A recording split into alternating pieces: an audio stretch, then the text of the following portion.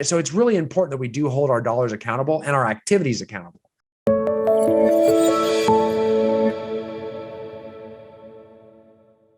Talking about real estate tracking for that matter, which will kind of dive into it. This is a team we coach, and I'm going to share my screen with you. And they actually have a tracking spreadsheet they use, which, by the way, I'm going to share with you some of this stuff. So you're going to say, "Ooh, I want that. I want to see that." Well, I'm going to give you that. Just bear with me. But here's a team, and they coach all of their, or they track all of their leads throughout the year, right? You know, they have their real estate team. You can see they get a certain amount of sphere of influence. And if you add up all their SOIs, SOI is by far their largest lead source. They just have it broken down for each agent on the team. And you can see where all their closings come from and how much income they have closed for each lead source. And this is something you should always track. So this is that time of the year. I mean, we're closing in on the end of the year. So I'd want to go back and look at all my closings and see where each one came from. And these are an example. You know, they come someone from Zillow. They have their own agent website. They farm some neighborhoods. Of course, they have SOIs. They have some coming in from Google, some coming in from direct mail, client referral. They're not counting that. That's probably SOI too. They got a Zillow seller lead, home lights, and agent referral source you can sign up for. They do some Facebook marketing. They had a listing internet call and past clients, that kind of thing. So you can see they break it down and they track it by the number they close throughout the year. Okay. They have the return on investment, how much income, how much GCI they made off it, what the total sales volume, if you add up the sales prices for each one is, the number, those are sold. They also have quite a few currently pending, apparently, at this time. They're pending ORI. How much they spent on it, which that can't probably be accurate. That's probably just not updated. But if they did input how much they spent, they'd probably get a return on investment over here. You can see the average commission amount, the average sales price, which is pretty obvious there as well too. Okay. So you can see some different lead sources from that team. And that's an example I want to show you. Now, most of my teams track this, and this is the time of year where usually we're not going to probably add any new pendings to the mix because the year's closing out. So I can get all their closed and pending volume together and start tracking their lead sources. And when we do that, this is our tracking spreadsheet. When it pops up in front of you on the screen here in just a second.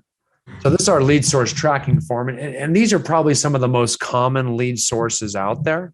I've got them listed here so you can kind of see where most of the top teams get their business. And again, the biggest one is always going to be sphere of influence.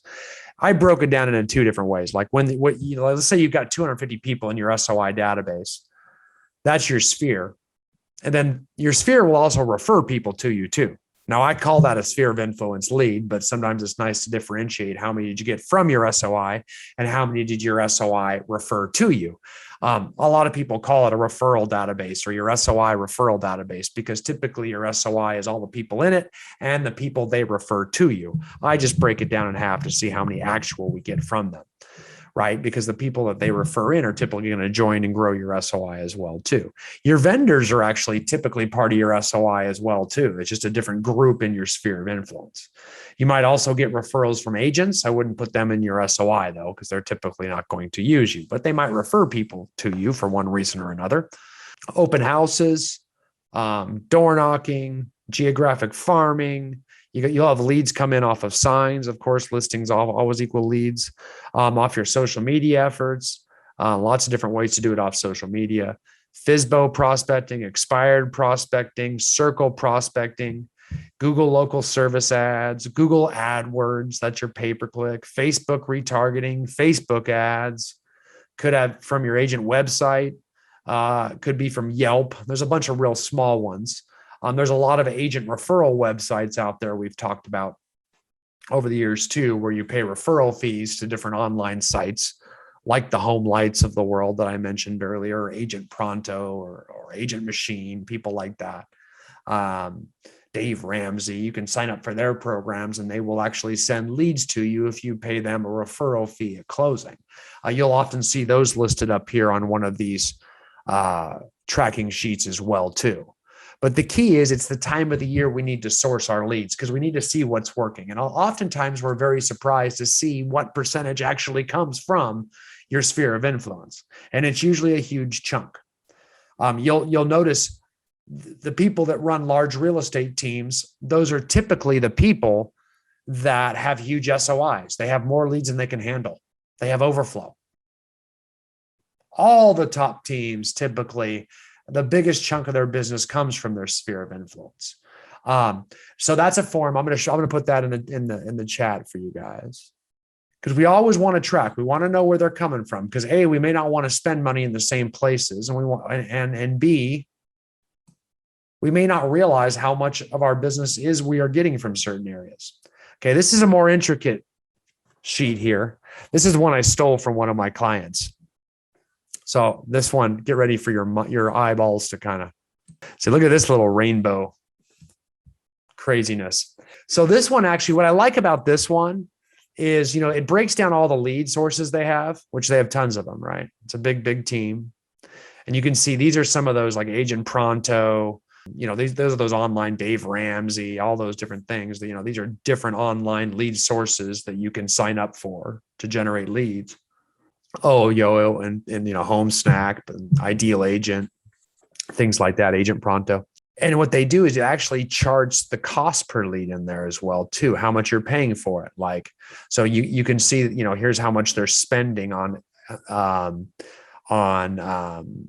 internet leads. So they're paying for pay-per-click, how much they're paying Boomtown for internet leads here, how much they're paying for Facebook advertising.